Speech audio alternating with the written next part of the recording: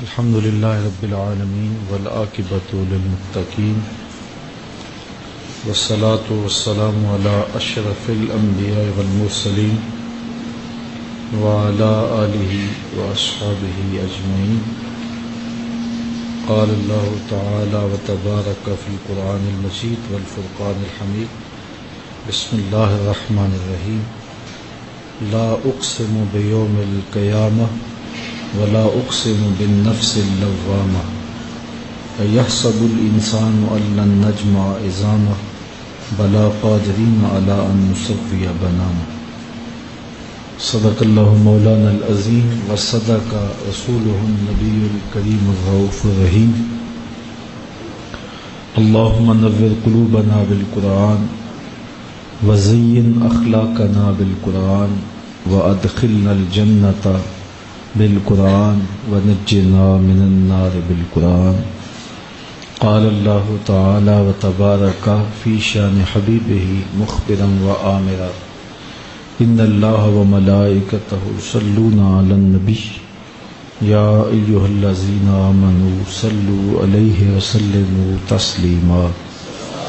الصلاة والسلام عليك يا رسول الله وعلى آلك وأصحابك يا محبوب رب العالمین. تمام حمد و ثنا، تعریف و توصیف اللہ جل مجدہ الکریم کی ذات بابرکات کے لیے، جو خالق کائنات بھی ہے اور مالک شش جہات بھی. اللہ جل وعلا کی حمد و ثنا کے بعد رسول رحمت، شفیع معظم، نبی محتشم حضور ختمی المرتبت صلی اللہ علیہ وآلہ وسلم کے حضور ناز میں اپنی عقیدتوں، ارادتوں اور محبتوں کا خراج پیش کرنے کے بعد واجب الاحترام ذوی الاحتشام معزز و مکرم محتشم سامعین، خواتین و حضرات، السلام علیکم ورحمۃ اللہ وبرکاتہ. پہلی بات تو یہ کہ رسول کریم صلی اللہ علیہ وآلہ وسلم کا ذکر ہو رہا ہو، حضور کی نعت پڑھی جا رہی ہو، یا تلاوت کلام مجید کی سعادت کوئی شخص پا رہا ہو، تو کوئی شخص بھی تشریف لے آئے، وہ بڑا معزز اور معتبر ہی کیوں نہ ہو، تو حضور علیہ السلام کی نعت کا تسلسل اسی طرح برقرار رہنا چاہیے، اور سننے والوں کو حضور علیہ السلام کی نعت کی طرف، قرآن مجید کی تلاوت کی طرف جو توجہ ہے اس کو بٹنے نہیں دینا چاہیے. تو چونکہ سفری مجبوریوں کی وجہ سے ہم بعض اوقات بر وقت نہیں پہنچ پاتے. ویسے میرا عمومی انداز یہی ہے کہ اگر مغرب کے بعد درس ہے تو میں وہاں لوگوں سے پہلے بھی موجود ہوتا ہوں. عشاء کے بعد درس ہے تو عشاء کی نماز وہاں ہوتی ہے، لیکن کبھی کبھار سفر میں ایسا ہوتا ہے کہ ہم بر وقت نہیں پہنچ پاتے. تو ساتھی محبت کے ساتھ، عقیدت کے ساتھ کھڑا ہونے کی کوشش کرتے ہیں، تو میں یہ بارہا عرض کرتا ہوں اور آج پھر تاکیداً عرض کر رہا ہوں کہ میں اس بات کو پسند نہیں کرتا، اس لیے کہ میں اپنے آپ کو اس کے قابل بھی نہیں سمجھتا، اور دوسری بات، جب حضور علیہ السلام کا ذکر ہو رہا ہو تو رضا ثاقب کچھ بھی نہیں ہے، اس کی کوئی حیثیت اور اوقات نہیں رہتی. تو اس لیے حضور کے ذکر کی طرف میری اور آپ کی توجہ مبذول رہنی چاہیے. ویسے بھی حضور نے ارشاد فرمایا کہ جو شخص یہ چاہتا ہے کہ لوگ میرے لیے کھڑے ہوں، وہ اپنا ٹھکانہ جہنم میں ڈھونڈ لے. علماء نے کہا کہ اگر کوئی نہ چاہے از خود لوگ کھڑے ہوں تو یہ ایک امر آخر ہے، لیکن اس میں جب نعت شریف ہو رہی ہو تو ویسے بھی آداب کے یہ منافی ہے۔ اللہ ہمیں آداب کی رعایت کی توفیق نصیب کرے۔ میرے سامنے آج سورہ القیامہ ہے جو قرآن مجید کی مکی صورت ہے، 2 رکوع اور 40 آیات پر مشتمل ہے۔ ساری صورت کا درس تو آپ کے سامنے ممکن نہیں ہوگا، لیکن چند آیات آپ کے سامنے رکھنے کی کوشش کروں گا۔ سب سے پہلے یہ بات ذہن نشین کر لیں کہ ہمارے بنیادی عقیدے 3 ہیں: عقیدہ توحید، عقیدہ رسالت، عقیدہ آخرت۔ سورہ القیامہ میں آخرت کے عقیدے کا اس بات کیا گیا ہے، اور قرآن مجید کی جتنی بھی مکی صورتیں ہیں آپ کو ان میں یہ ملے گا کہ عقیدہ آخرت کا اس بات کیا جاتا ہے اور دلائل دیے جاتے ہیں۔ اس لیے کہ جو مشرکین مکہ تھے وہ آخرت کا ڈٹ کے انکار کرتے تھے۔ وہ کہتے تھے کہ آخرت ہو ہی نہیں سکتی، مرنے کے بعد ہم دوبارہ اٹھائے ہی نہیں جائیں گے۔ ایک تو یہ وجہ تھی کہ ان کی بات سمجھ میں نہیں آ رہی تھی، اور دوسری وجہ یہ بھی تھی کہ ان کی جو کرتوتیں تھیں، ان کے جو برے اعمال تھے وہ اس قدر بھیانک تھے کہ آخرت کا تصور اور یقین اگر وہ اپنے اندر اتار لیں تو یا تو ان کو اپنی روش چھوڑنی پڑتی ہے، یا پھر خوفناک انجام انہیں دکھائی دیتا ہے۔ تو وہ اپنے اس خوفناک انجام سے بچنے کے لیے آخرت کے عقیدے کا سرے سے انکار کر دیتے تھے تاکہ وقتی طور پہ راحت پا جائے۔ لیکن ان کا یہ انکار کیا آخرت کے عدم وجود کی دلیل ہے؟ قطعاً نہیں ہے۔ کبھی آپ نے دیکھا ہوگا کہ جب کبوتر بے بس ہو جاتا ہے اور بلی کے سامنے حملہ آور ہونے کی ہمت نہیں پاتا تو وہ اپنی آنکھیں بند کر کے یہ خیال کرتا ہے کہ میں بلی کی نظروں سے چھپ گیا ہوں، لیکن اس کے اپنے نفس کا دھوکہ ہوتا ہے۔ تھوڑی دیر کے بعد جب بلی اس کے کلیجے کو چیر رہی ہوتی ہے، جگر چاک کر رہی ہوتی ہے، تو اسے پھر پتہ چلتا ہے کہ میں اپنے آپ کو دھوکہ دے رہا تھا، حقیقت یہ نہیں تھی۔ تو کفار مکہ، مشرکین مکہ آخرت کا انکار کر کے اپنے اعمال بد کی جو ممکنہ سزا تھی تو اس کے تصور سے اپنے آپ کو بچا لیتے، لیکن موت کے بعد یہ سب کچھ ہونے والا ہے۔ ان کے نفس نے مختلف دلیلیں تراشی ہوئی تھی اور وہ آخرت کا بہانے سے انکار کرتے تھے، اور حضور علیہ السلام کے سامنے ان کے اعتبار میں جو دلائل تھے ان کو بھی لایا کرتے تھے۔ تو سورہ القیامہ میں اللہ تعالیٰ نے یوم قیامت کی قسم کی ہے، اور کسی چیز کی قسم اس کی اہمیت کو اجاگر کرنے کے لیے کی جاتی ہے۔ لا اقسم بیوم القیامہ، میں قسم کھاتا ہوں روز قیامت کی، مجھے قسم ہے یوم قیامت کی۔ اللہ اکبر! تو قیامت کے دن کی قسم کی۔ ولا اقسم بالنفس اللوامہ، اور مجھے قسم ہے ملامت کرنے والے نفس کی۔ 2 چیزوں کی قسم کی، قسم ہے روز قیامت کی، اور قسم ہے نفس لوامہ، وہ نفس جو گناہ کرنے کے بعد ملامت میں آ جاتا ہے کہ میں یہ گناہ کیوں کیا۔ اور یہ اللہ کو بہت پسند ہے کہ کوئی شخص گناہ کرنے کے بعد پچھتاوے میں آئے اور وہ توبہ کرے، اور اللہ تعالیٰ توبہ کرنے والوں کو بہت پسند کرتا ہے۔ نفس لوامہ اپنے آپ پہ ملامت کرنے والا خوش نصیب نفس ہے کہ جسے گناہ کرنے کے بعد شرمندگی ہوتی ہے۔ فرمایا گیا کہ مومن کی کیفیت ایسے ہے، گناہ کرنے کے بعد وہ ایسے محسوس کرتا ہے جس طرح پہاڑ کے نیچے آ گیا، ابھی پہاڑ گر جائے گا اور اسے کچل دے گا۔ جلدی جلدی توبہ کرتا ہے اور اپنے گناہ کی معافی تلافی کا راستہ نکالتا ہے۔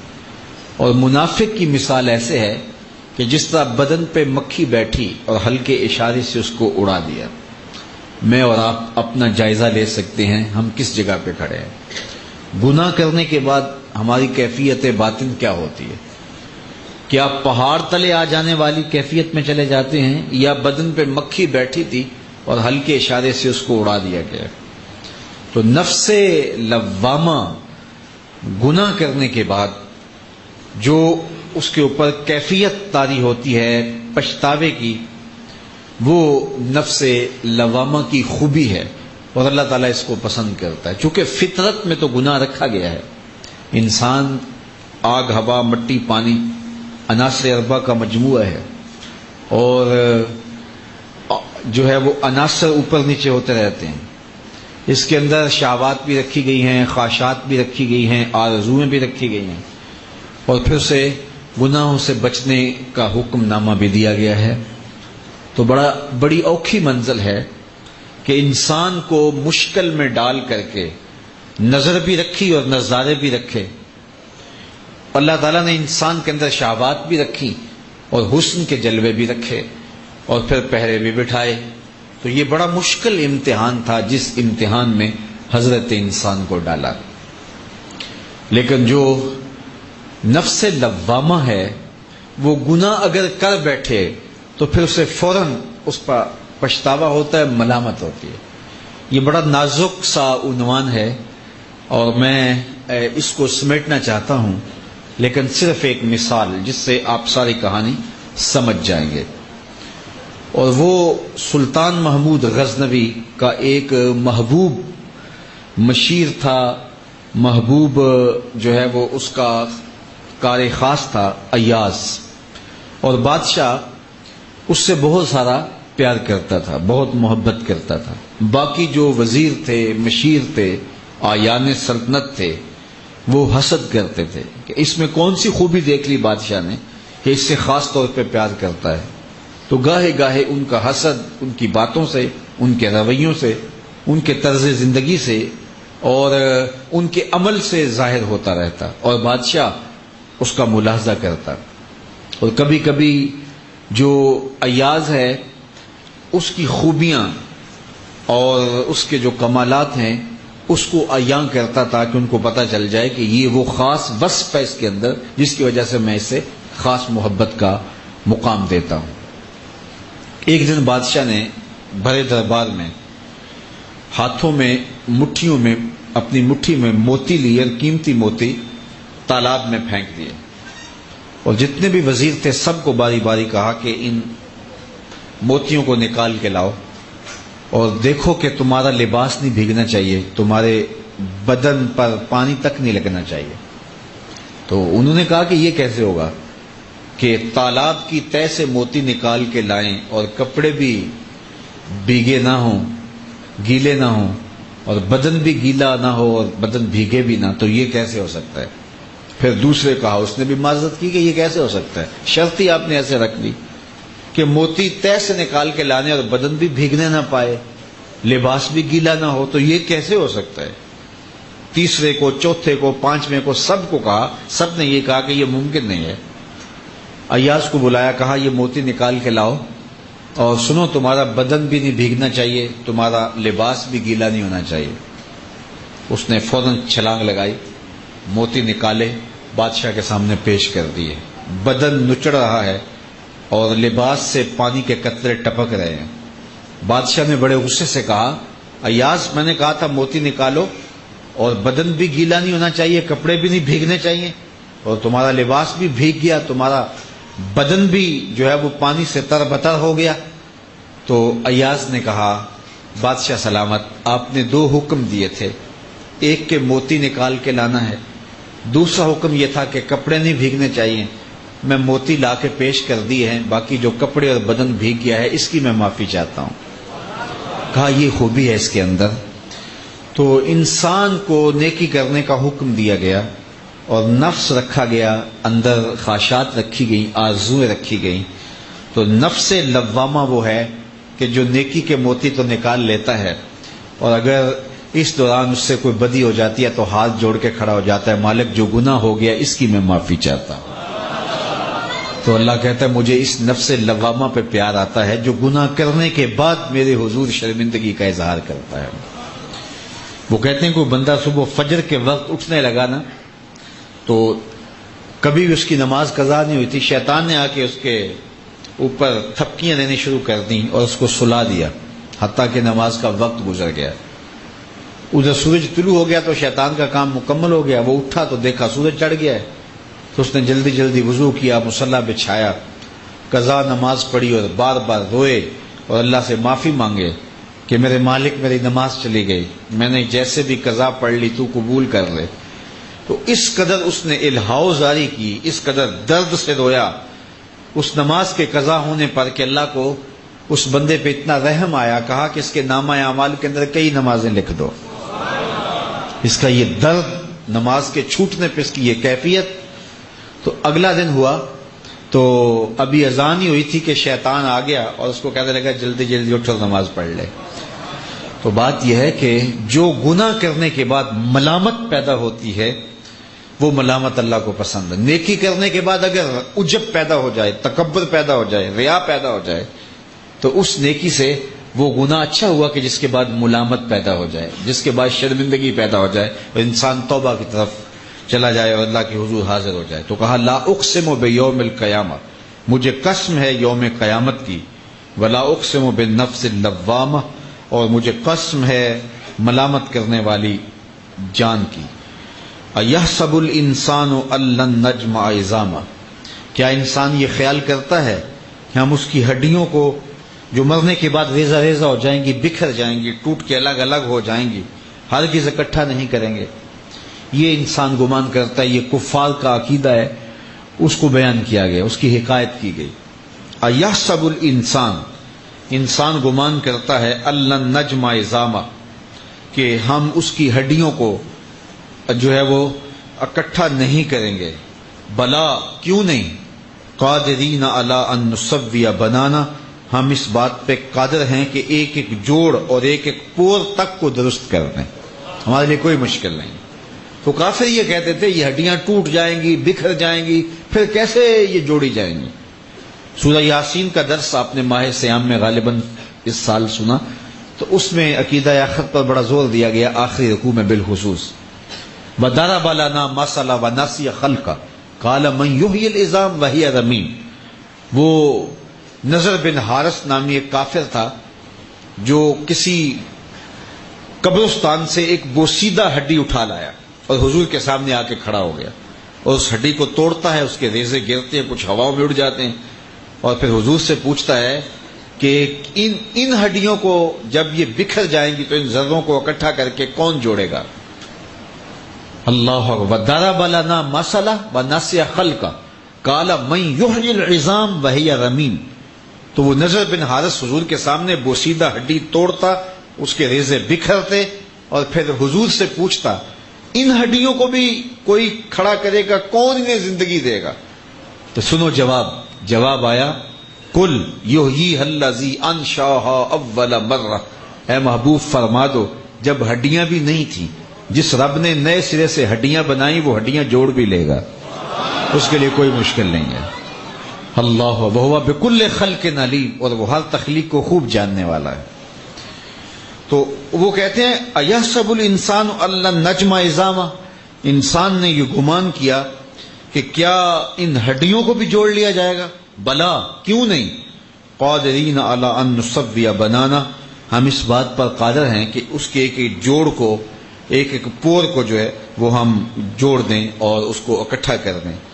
بل یرید الانسان لیفجر امامہ، بلکہ انسان یہ چاہتا ہے کہ اپنے آگے کی زندگی میں بھی گناہ کرتا رہے۔ بلکہ ایک کافر تھا، اس نے کہا کہ آخرت تو قائم ہی نہیں ہوگی، یہ غالباً ربیہ تھا، اس نے کہا پہلی بات تو یہ ہے کہ آخرت قائم ہی نہیں ہوگی، اور دوسری بات یہ ہے کہ اگر آخرت قائم ہو بھی گئی تو میں رب کے سامنے بدکاری کروں گا، استغفر اللہ۔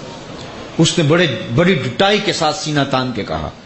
اللہ تعالیٰ نے اس کو حکایت کیا، بل یرید الانسان لیفجر امامہ، انسان یہ ارادہ کرتا ہے کہ اس کے سامنے بدکاری کرے گا، اس کے سامنے گناہ کرے گا، اس کے سامنے جرم کرے گا۔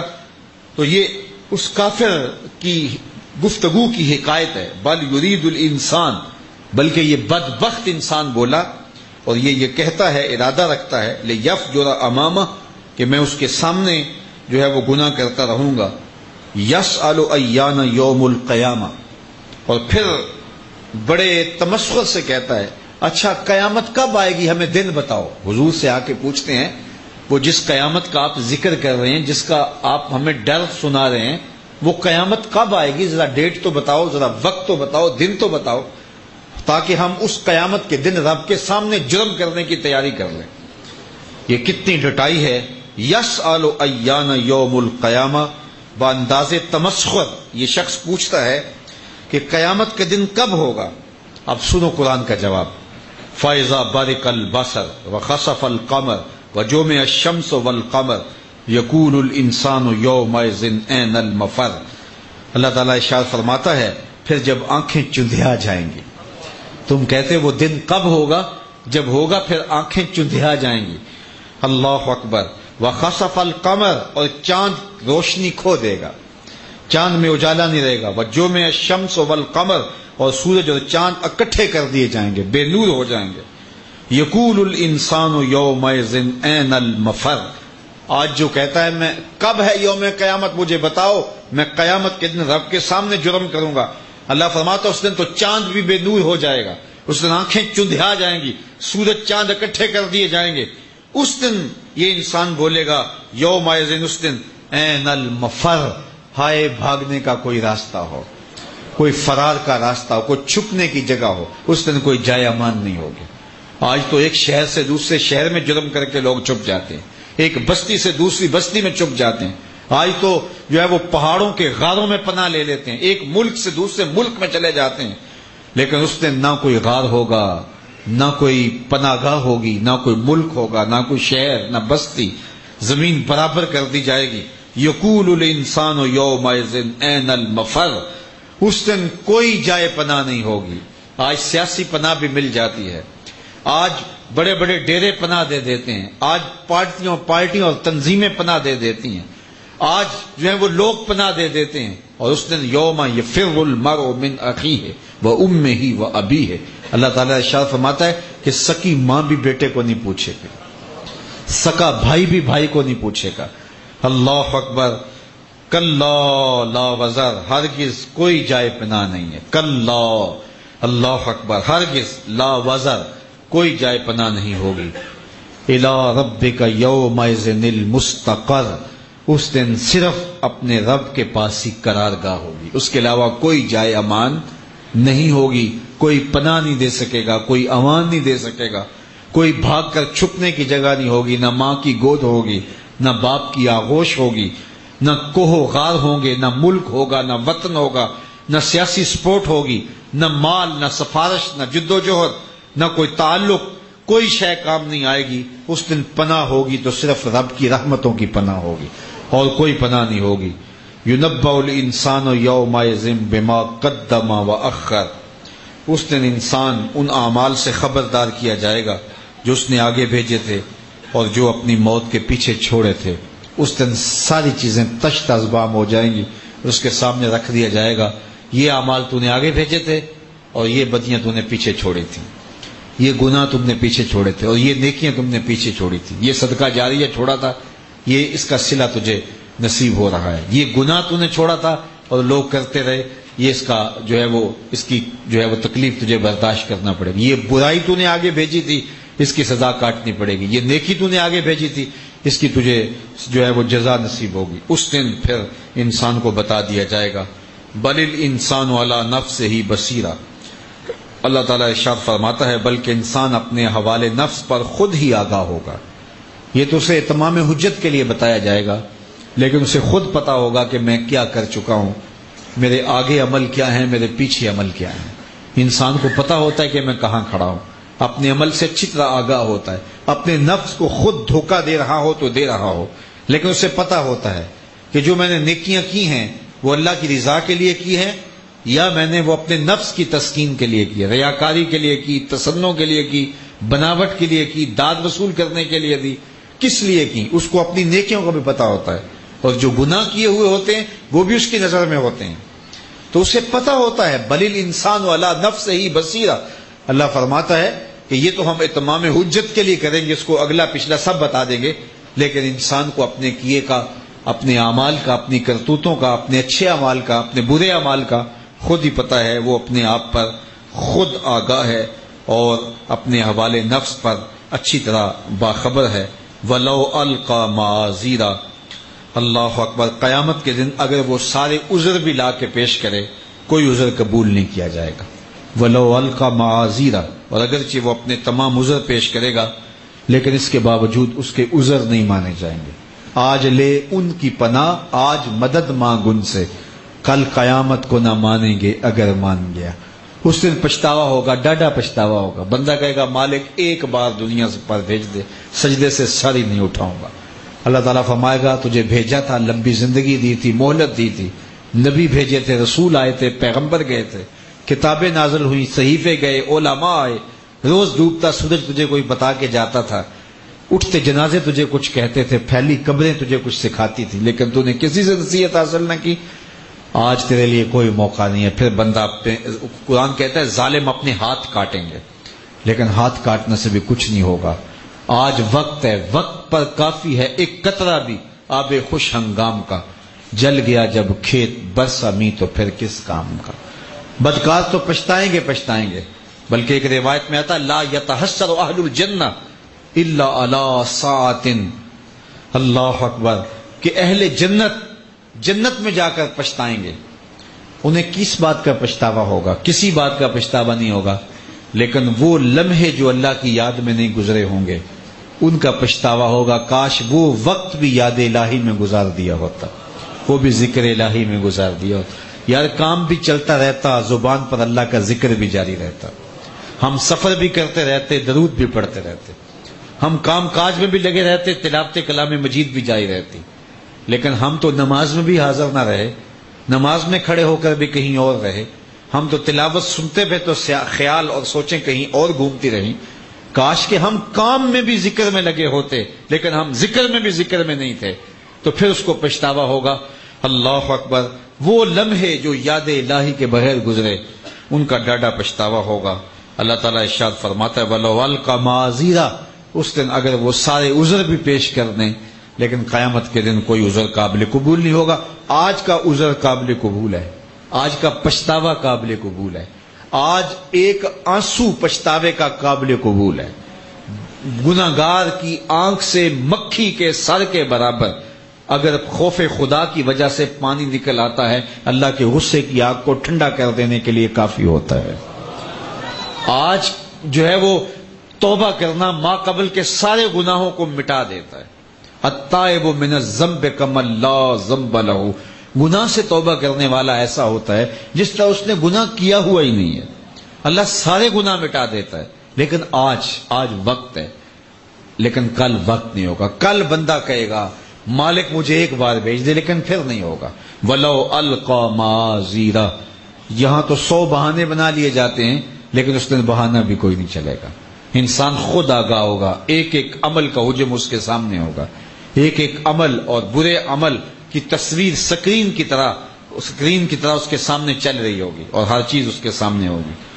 لا تحرک بہ لسانک لتعجل بہ ان علینا جمعہ وقرآنہ فاذا قرأناہ فاتبع قرآنہ ثم ان علینا بیانہ۔ اللہ اکبر۔ اللہ تعالیٰ یہ ساری کہانی بیان کرنے کے بعد اب اپنے محبوب سے ارشاد فرماتا ہے، اے محبوب، آپ قرآن مجید کو یاد کرنے میں جلدی نہ کیجیے، جس رب نے آپ کی زبان پر اتارا ہے آپ کے دل پہ بھی اتار دے گا، جس نے آپ کے دل پہ اتارا ہے وہ آپ کی زبان پہ بھی اتار دے گا۔ لا تحرک بہ لسانک، آپ اپنی زبان کو جنبش نہ دیں، لتعجل بہ، آپ جلدی کرتے ہیں۔ آپ حضور چاہتے یہ تھے کہ جو دل پہ اترا وہ جلدی جلدی زبان پہ جاری ہو جائے، کیونکہ قرآن کا نزول حضور کی زبان پہ نہیں ہوا، نزول کتاب حضور کے قلب پہ ہوا ہے۔ تو قلب میں جب قرآن اترتا تو وہ ایک کیفیت ہوتی، کسلسلۃ الجرس کیف بدل، وہی بخاری اٹھائیں تو حدیث میں آتا جس طرح وہ گھنٹی بجتی ہے اس طرح کی ایک کیفیت ہوتی، یا شہد کی مکھیوں کے بن بناہٹ کی جو صدا ہوتی ہے اس طرح کی ایک آواز آتی اور ایک کیفیت تاری ہوتی، اور حضور کے قلب اطہر میں قرآن اتر رہا ہوتا، اور حضور کے جب قلب میں قرآن اتر رہا ہوتا تو حضور جلدی کرتے کہ وہ زبان پہ جاری ہو جائے۔ وہ اس لیے کہ حضور چاہتے کہ مجھے یاد ہو جائے، اور دوسری خواہش یہ تھی کہ جلدی جلدی میری امت تک پہنچ جائے۔ تو اللہ تعالیٰ نے اپنے محبوب کو کہا، محبوب آپ اتنی جلدی کیوں کرتے ہیں؟ جس رب نے دل میں اتارا ہے زبان پہ بھی لے آئے گا۔ تو حضور کو بغیر محنت کے حفظ قرآن نصیب ہوا ہے۔ دنیا کا ذہین ترین شخص بھی ہو اور قرآن مجید حفظ کرنا چاہے تو اس کو محنت ضرور کرنی پڑتی ہے، منزل سب کی پارا، اس کو سبق یاد کرنا پڑتا ہے، دہرانا پڑتا ہے، بار بار پڑھنا ہوتا ہے۔ کوئی بھلے 5 ماہ میں، 6 ماہ میں، 2 ماہ میں، 4 ماہ میں بھی حفظ کر لے تو اس کو بھی دن رات ایک کر کے محنت کرنا پڑتی ہے، لیکن رسول کریم کو حفظ قرآن کے لیے کوئی محنت نہیں کرنی پڑی، بغیر محنت کے حفظ قرآن نصیب ہوا ہے۔ ادھر دل پہ جاری ہوا، ادھر زبان پہ جاری ہو گیا۔ تو محبوب جو تھوڑی سی محنت کرنے لگتے اللہ نے اس سے بھی روک دیا۔ تو اب محبوب آپ محنت نہیں کریں گے، جس رب نے دل میں اتارا ہے وہ رب زبان پہ بھی جاری کر دے گا۔ یہ محو نہیں ہوگا دل سے، یہ زبان پہ بھی جاری ہوگا۔ اللہ اکبر۔ ان علینا جمعہ و قرآن، بے شک اسے آپ کے سینے میں جمع کرنا اور اسے آپ کی زبان پر جو ہے وہ پڑھانا ہمارا ذمہ ہے۔ یہ آپ کی پریشانی نہیں ہے محبوب، یہ ہمارا ذمہ کرم ہے کہ سینے پہ بھی جاری کریں گے اور زبان پہ بھی اس کو جاری کر دیں گے۔ آپ اپنی زبان کو جنبش نہ دیں۔ فائزہ کرا نہ ہو فتب قرآن، جب ہم اسے زبان جبریل امین سے پڑھ لیں تو پھر محبوب آپ اس کی پیروی کریں۔ آپ جلدی نہ کریں، جب جبریل وحی اتار لے اور ساری وحی، چاہے وہ آیات ہیں چاہے کوئی پوری سورت ہے، وہ کئی رکوع کیوں نہ ہوں، جب آپ کے دل پہ اتر جائیں اور جبریل جب وہ اتار چکے ہمارے حکم سے، تو پھر آپ محبوب لب کھولیں، دیکھیں کیسے لبوں پہ قرآن جاری ہوتا ہے۔ آپ کو محنت کرنے کی ضرورت نہیں ہے۔ اللہ اکبر۔ ثم ان علینا بیانا، پھر بے شک اس کے معنی، اس کے مطالب، اس کے اسرار، اس کے رموز، وہ بھی آپ کو کھول کھول کے ہم بیان کر دیں گے۔ صرف قرآن پڑھنا ہی آپ نہیں سیکھیں گے، صرف دل پہ اور زبان پہ جاری نہیں ہوگا، ان آیات کے اور قرآن مجید کے ان کلمات کے جو اسرار و رموز ہوں گے وہ بھی ہم آپ کے سینے میں اتار دیں گے۔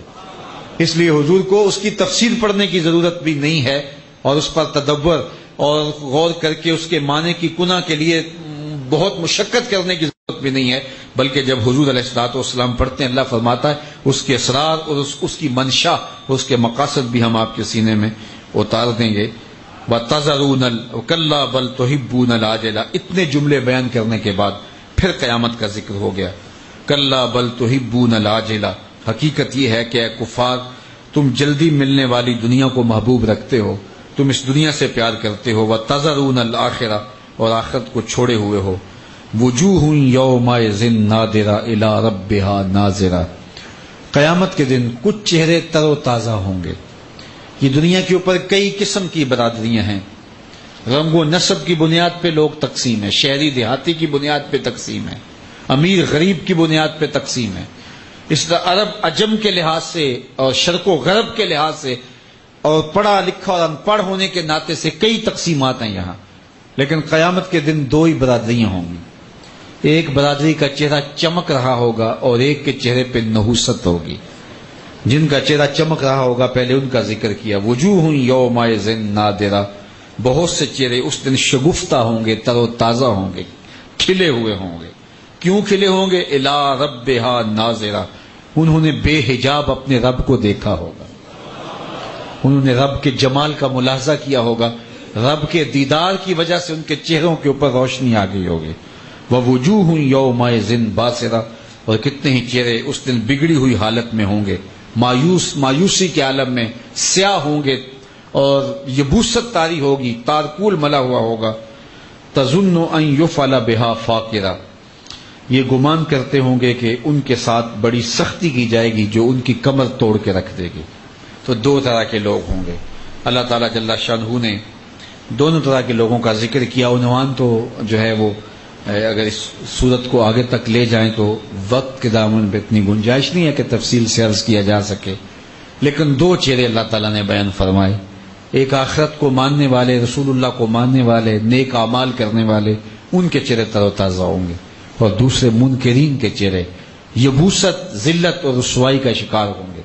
میں اور آپ اس مختصر سی زندگی میں جو ہمیں اللہ نے ودیت کی، عطا کی، اس زندگی کو اس ڈھب سے، اس طریقے سے گزاریں کہ جب کل قیامت کا دن ہو تو ہمارے چہرے دور سے ہی چمکتے دکھائی دیں، اور اللہ ہمیں اس کی توفیق نصیب فرمائے۔ وآخر دعوانا ان الحمد للہ رب العالمین. الحمد للہ رب العالمین والصلاة والسلام علی اشرف الانبیاء والمرسلین. مالک اٹھے ہوئے ہاتھ پھیلی ہوئی جھولیاں رحمتوں سے بھر دے، بخت کی بہاریں نصیب کر دے، مقدر کی خزائیں رخصت فرما دے. جئیں تو تیرے لیے، مریں تو تیرے دین کے لیے، زندگی کی آخری سانس تک تیرے رسول کے وفادار رہے. ہر علت، ہر قلت، ہر ذلت سے رہائی عطا کر دے.